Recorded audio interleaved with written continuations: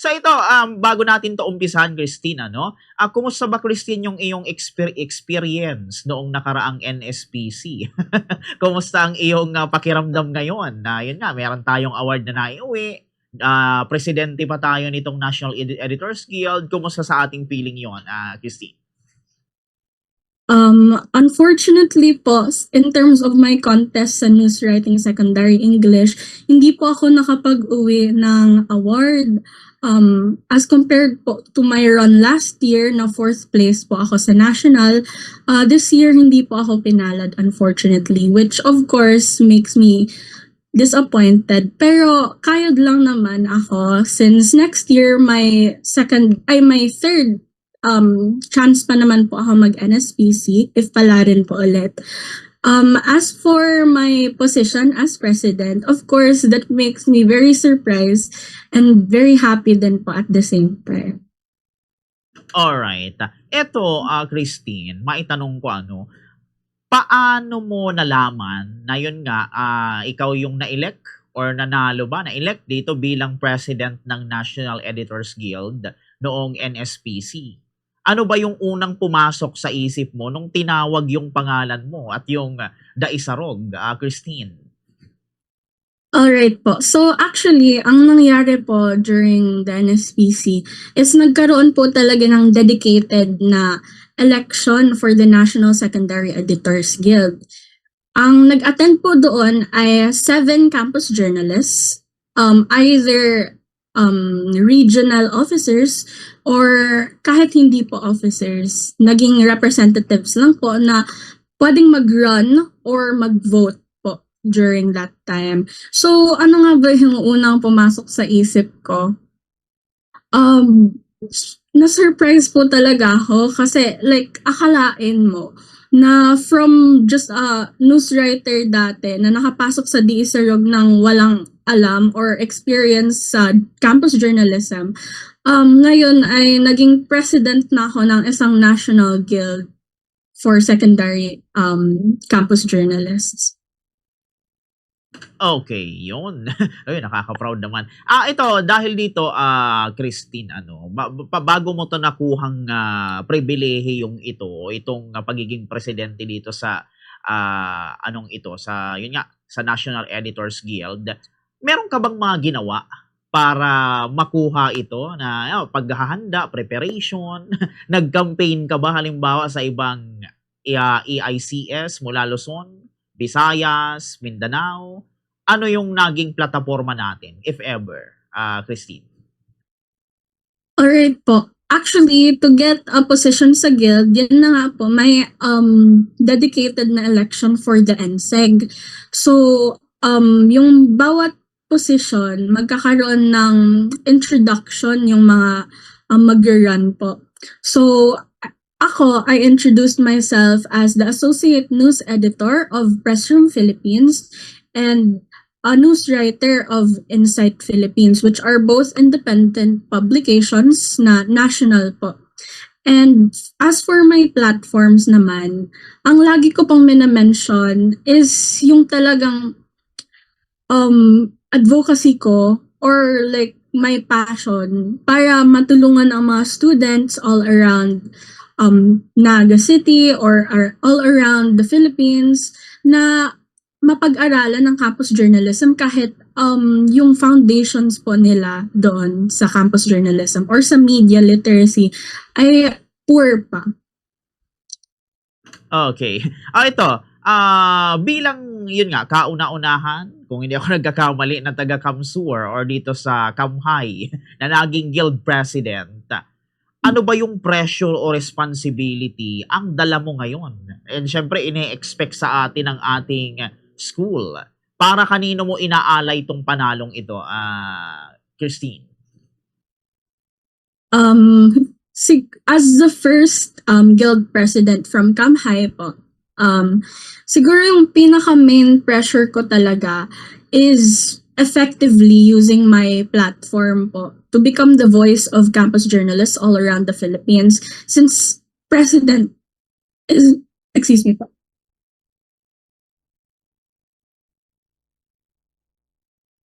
is a very heavy position po talaga. Yun na nga, ang pressure ko talaga is magamit ng effectively yung position na to. So, yun na, I want to use this position well since na pagkatiwalaan po ako ng ibang campus journalists na mag-take up ng position na ganito. And itong win na to, I really dedicate it not only sa publication ko, but also to my family. Okay, yon. Ito, pag-usapan natin, Christine, yung National Editors Guild. Kung ano ba talaga yung role nito and kagandahan nito. Sa iyo, Christine, ano ba yung parang trabaho, role, yun nga, kagandahan, pagka naging president ka dito sa National Editors Guild? Ano yung difference nito sa NSPC mismo? Para saan ba yung organization, Christine? Alright po. Actually, last year, first time ko po mag-NSPC. Tapos, nag-run na po ako as PIO and I won po sa NSEG. And actually, nung una po talaga, hindi ko din alam kung ano yung NSEG. Para saan ba yun? Kasi before, hindi ko pa naman siya naririnig. Pero upon further research po, I saw na yung NSEG is an organization na it really unites campus journalists from all around the Philippines. And based nga po sa nabasa ko from a 2014 article, it endeavors for the development of journalism among high school students in the Philippines. So basically, kami po, we are the voice of campus journalists sa buong Pilipinas. And we can use our platform to create projects and other projects po na para magka-interact po kami sa community as well as other campus journalists around the Philippines. Okay, yun. Eto, bilang ikaw ay presidente nga nitong National Editors Guild, Christine, ano ba yung top 3? Kung meron ka bang top 3 na agenda ngayong taon para sa mga campus journalists natin sa buong Pilipinas? Meron ka bang specific project na ilo-launch? Halimbawa, Christine? Okay. As of right now, hindi pa po kami nakakapag meeting. Hindi pa po ako nakakapag-call ng meeting together with my other officers. Pero siguro, I can think of 2. 2 po na advocacies or agenda na maaaring mafokusan namin this coming school year, 2026 to 2027. Number 1 is yung na-mention ko kanina na pag-enrich ng campus journalism for those na poor pa yung foundations sa media. Ang specific project po na actually nagawa na namin before ng D. Isarog and Ang Isarog is a journalism caravan. We went to schools po na poor pa ang campus journalism or wala pang campus journalism and tinuruan po namin sila kung ano yung basics. Kunwari ako, nag-speak po ako sa news writing and naturuan ko po yung ilang students from that school. And the second thing po is calls for funding and support from schools kasi na-notice ko po na may mga students pa or campus journalists and their coaches, lalo na kapag magko-compete, ay kahit na expected po sa schools natin na sila ang magsusupport sa kanila, is minsan sila pa rin, like, their own money pa rin po yung ginagamit nila for competing. So, that's one of the advocacies I want to focus on ngayong president po ako sa NSEG. Alright, yan. Very well said, Christine. Ano, ito isang tanong na lang, Christine, tapos ipapasa ko na sa aking partner ang pagtatanong para may opportunity din siyang makapagtanong sa'yo. Pero bago yun, ito muna, Christine, ano, paano mo, ikaw bilang presidente nitong organization na ito, paano mo i-unite yung mga campus papers mula public at private schools and even malalaking division at maliliit na, ano ba, isla ang lalayo ng agwat ng resources. So ano yung gagawin mo doon if ever, Christine? Alright po. So, unfortunately, since malalayo nga po talaga kami, we have to conduct most of our activities online or per division. Since meron po kami board of directors, basically sila yung representatives ng bawat region. Pwede po silang makapag contact sa bawat region, and in turn, pati na rin yung mga division presidents po. Okay, yun. So sa pagkakataong ito, Christine, ipapasa ko naman ang spotlight sa aking katandem para makapagtanong din sa iyo. And for your information, Christine, galing din siya ng Kamhay. Ito ang aking kapartner. Sige, Bombo Kim, with your questions. Yan, thank you Bombo Kier and Christine. Good morning and welcome sa ating programa. This is Bombo Kim Ramos and it is nice to see another fellow campus journalist dahil dati rin tayong campus journalist hanggang kumbaga magtapos tayo sa BU. So siguro matanong ko lang kasi kadalasan ang maling naiisip ng mga tao o siguro ng fellow natin mga periodista itong mga guild natin o simpleng group like kasi example dyan sa atin sa NSPCA may guild tayo. Tapos dito naman sa example sa tertiary sa Luzon wide may tinatawag na TLACE or sa Bicol Baskaj. Kumbaga ano ba yung mga concrete natin kumbaga efforts to kumbaga engage and para kumbaga iengganyo yung ating mga fellow campus journalists towards true essence of journalism na maengganyo silang mag-practice nito and at the same time hindi sila malimit sa kumbaga campus-wide issues itself. Ano po okay. So, as for concrete solutions po to this, since online nga po yung platform namin, we can use this social media po to basically parang spread the word po about campus journalism, what campus journalism really is. We can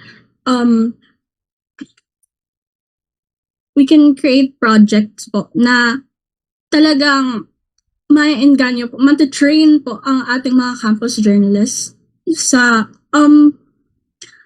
what the essence of campus journalism really is. Kasi like you said po, so, like you said po, yung campus journalism, it shouldn't just be enclosed in the school lang. Through our projects po, what we would talk about sa aming guild, we want to show what campus journalism really is. Like, basically sa amin kunwari we will show what it is like to be a campus journalist to other people. Ayan, Christine, thank you for that. So siguro next question tayo so itong pagiging guild president natin sa buong Pilipinas in terms of dito nga sa National Schools Press Conference gaano kahalaga itong achievement mo, hindi lang siguro sa publication mo, sa school, sa Pilipinas or sa Bicol region, kundi siguro sa paggampanin mo as kumbaga bilang isang mamamahayag pang campus, considering na din siguro sa kumbaga situation ng ating campus journalists ngayon and siguro nung future professional field yung mga the current situation ng ating media practitioners. Alright, so itong position ko po, I feel like it's very important to inspire others kasi um, siguro there are some who really doubt campus journalism na siguro they call this as a hobby lang siguro. Um, Sana yung position na to or this position actually is very important para mapakita sa other campus journalists na it isn't just that and it's so much more than they think it would be. So through this position talaga, I hope na I can inspire others to um to pursue campus journalism or journalism as a whole, even outside of school po. And kahit na maging professional po sila. Yon, thank you very much for that, Christine. Pero siguro, bago, we are interested to know din kasi aside or before tayo maging guild president, syempre, nagsimula tayo as simple campus journalist. Pwede mo bang maikwento sa amin, kahit in a brief sense lang or way lang, yung naging journey mo as a campus journalist, paano ka nagsimula? Nagsimula ka sa anong position hanggang sa siguro marating mo yung pagiging EIC ng The Isarog, the official English publication ng Kamhay. And syempre, no, para malaman namin kung kumbaga yung struggles and kumbaga paano mo siya napagtagumpayan. Okay pa. So I started campus journalism unlike others po na naka-start na sa campus journalism, nakakapag-compete na noong elementary pa lang sila. I actually started nung grade 7 po ako without any experience po sa campus journalism like I mentioned earlier. Nag-join pa ako sa news writing kasi I feel like yun yung pinakakaya ko. And nung grade 9 po, naging assistant news editor po ako. Basically, parang na-hone na po yung skills ko sa The Isarog. And by the time na nag-grade 10 po ako, naging executive editor na po ako, the junior managing editor na nag-handle ng schedules and nag-assign po ng tasks. And then, ngayon naman pong grade 11, fortunately, I became the editor-in-chief of The Isarog, the official student publication in English ng Kamhay. So, yung mga hardships ko naman po, mostly balancing my academics along with the publication. Kasi, you would expect na kaming campus journalists po ay yun talagang mga academic achievers na gustong laging nasa honors, with high honors, with highest honors.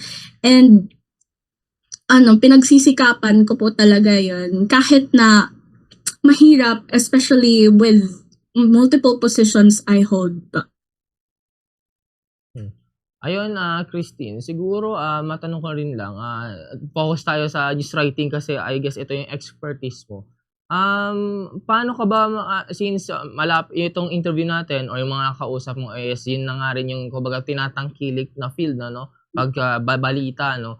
Ano ba yung mga siguro para rin sa nakikinig, yung mga tips mo or siguro mga style mo sa pagsusulat ng balita na dapat tandaan or sa pagsusulat para kumbaga ma-deliver kung ano yung impormasyon o content na ating inilalahad sa mga tagapagbasa natin?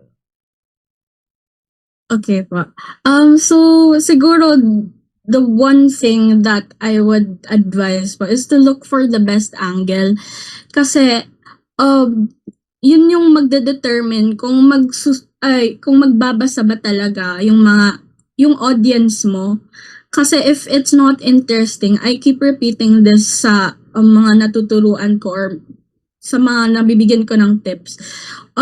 If hindi interesting yung story mo or if hindi eye-catching or understandable yung story mo, it would not be read. And yung pinopursue nating campus journalists or journalists as a whole na truth is really not gonna be achieved if hindi babasahin ng mga audience mo, yung articles mo. Siguro second to the last question na lang, Christine, ano. So, siguro ano ba, ayun, with the your current achievement mula sa simula and sa narating mo ngayon sa campus journalism, considering na you are under the Isarog, may plans ka ba to pursue journalism in the future, like let us say sa college and hanggang maging professional tayo, and siguro we are interested why, kung ano man yung reason mo, kung interesado ka ba o hindi ipagpatuloy ito. Okay po. So as of right now, I do plan to take communications or journalism po sa college ko. Sa pagdating ko ng college, right now I am in grade 11, so I'm preparing na po talaga sa college entrance tests, and since sa August po may UPCAT na, yun, I plan to take journalism po as one of my hopefully makuha na courses. Pero pag maging professional na po ako or after school, siguro I don't want to take professional journalism as my main siguro na job. I still see myself po contributing to national publications just like Pressroom PH and Insight PH. Pero what I really see myself in is teaching students about the English language, how to speak it, how to write it. Kasi yun po talaga yung forte ko, yun yung passion ko po talaga, yung English language. Nako, Christine, mukhang may i-recommend ako sa iyo ng university dun sa pinanggalingan ko para doon ka mag-join. Pero maganda din naman sa UP. So siguro sa akin, last na lang pong question, sa akin, ano na lang siguro yung mga paalala mo sa ating fellow campus journalists or yung mga aspiring to be isa sa mga hanay na mga mamamahayag pang campus, bago ko po ipasa kay Bombokier ang mga pagtatanong. Okay po. So ayan, I believe that each student po has injustices na nafe-face po. So, for students po na gustong mag-pursue ng campus journalism or for people in general po who want to pursue journalism, ang masasabi ko po talaga is to never forget what you're fighting for. Kasi, if you do,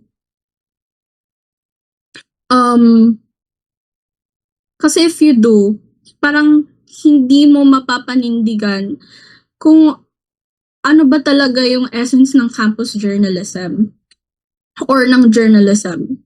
So, yeah, you should not forget what you're fighting for. And if dumating sa point na parang laging hindi na important yung napapadala ninyong balita or features, try to remember that responsible journalism and the pursuit of truth are one of the main things po talaga na dapat ma-pursue ng mga campus journalists. Ayun, thank you, Christine. So siguro ipapasa ko na kay Bombokier yung pagtatanong. Okay, so balik sa akin, Christine, ang pagtatanong. Eto, dito tayo, Christine, mga ilang katanungan na lang. Sa issue tayo ng campus journalism, sa tingin mo, Christine, ano ba yung pinakamalaking problema ngayon ng campus journalism? Ano ba, yung censorship ba? Kulang sa funds? O walang support mula sa school admin? Christine? In my opinion po, those are all very major issues po sa campus journalism. Pero siguro one of the things na na-notice ko po talaga, lalo na sa mga kasama namin sa NSPC, is yung lack of funding po. Yun na nga pong nakwento ko kanina is may mga students and coaches pa rin po na naglalabas ng sarili nilang pera or dumadating po sila sa point na nagpo-post po sila sa Facebook para lang po makahingi ng konting tulong po. I think that's one of the major problems po talaga sa campus journalism, lalo na sa mga nagko-compete na schools. Since mandated po sa RA 7079 po or the Campus Journalism Act yung pagkakaroon ng press conferences, edi kailangan po talaga ng funding ng mga school since they need to travel po sa contest venues, lalo na kung kapag malayo gaya ng NSPC, and recently sa Ormoc po siya nangyari, which is very far from Naga. Yeah, we want to fight for po talaga for reforms sa RA 7079 para instead of being just allowed po na mag-collect ng funds for campus journalism, sana maging mandated na siya para magkaroon po tayo ng money para makapag-travel sa kung saan natin need pumunta for campus journalism. Okay, yun. Ito, Christine, wag kang magagalit kasi may mga nagsasabi na puro pageant at sports lang ang laman ng campus papers ngayon. Hindi ko sinasabing sa Daisarog, ha. Ano yung sagot mo rito, Christine? Kayo, paano nyo binabalanse yung mga hard news kontra sa mga features? Christine? Yun na nga pong na-mention ko kanina. It's very important not to forget what you're fighting for. Kami po, ang nangyayari is may dedicated po talaga kaming staffers na nagfo-focus sa iba-ibang bagay, gaya na po ng features, ng sports, and ng news and hard news. Kami po actually, we tend to focus more on the hard news talaga, lalo na kapag gumagawa kami ng school paper na dinidistribute namin sa school. Most newspapers po, we have the very important story po in front of our paper. And nakapagsulat na kami before ng articles on big issues sa Naga, like yung Bagyong Christine and yung issue po ni Rosel Bandojo, who was a student from our school. Okay. Ito, Christine, mga last question na lang, or mga second to the last question na lang. Ito, para sa mga student na halimbawa takot or ayaw or takot na sumali sa campus journalism or sa journalism mismo dahil nahihirapan and ayon sa iba, delikado daw.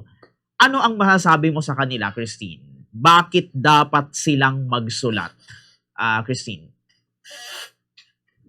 Ayan po. So, bilang estudyante po, marami po akong nanonotice na mga issue po talaga kahit sa paaralan pa lang namin. So, for other students naman po, nakikita ko po talaga na mahirap, delikado, pero ang pagiging batang journo or young journalist po ay it's speaking even though mahirap, even though delikado. And if I recall po, yung sinabi po ng father ko sa kapatid ko kagabi, if you want change, then be the change, especially if you don't see it po.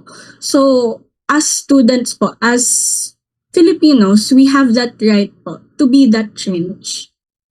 Okay. Ito, last question na lang talaga, Christine, ito bilang isang Bicolano or Bicolana and taga-Kamhay, ngayong ikaw ay presidente nitong National Editors Guild, meron ka bang gustong i-prove? Ano ba yung mga stigma or mga misconceptions about sa journalism na gusto mong baliin if ever ngayong ikaw ay presidente na nitong National Editors Guild? Christine?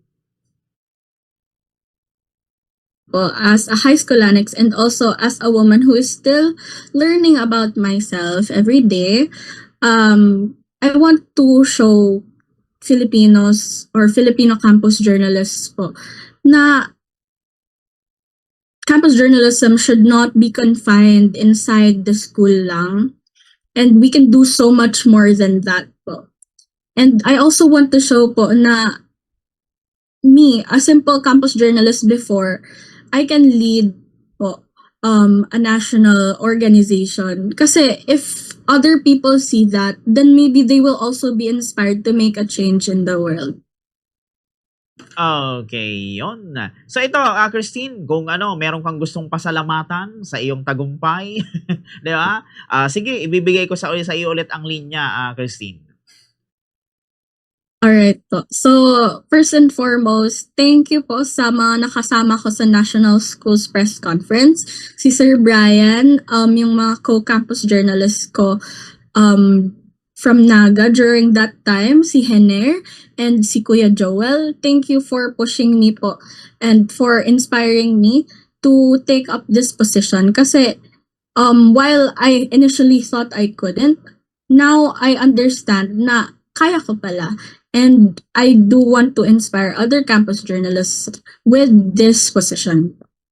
And also, I would like to thank po my school paper advisor as well as my parents po who are always supportive of me.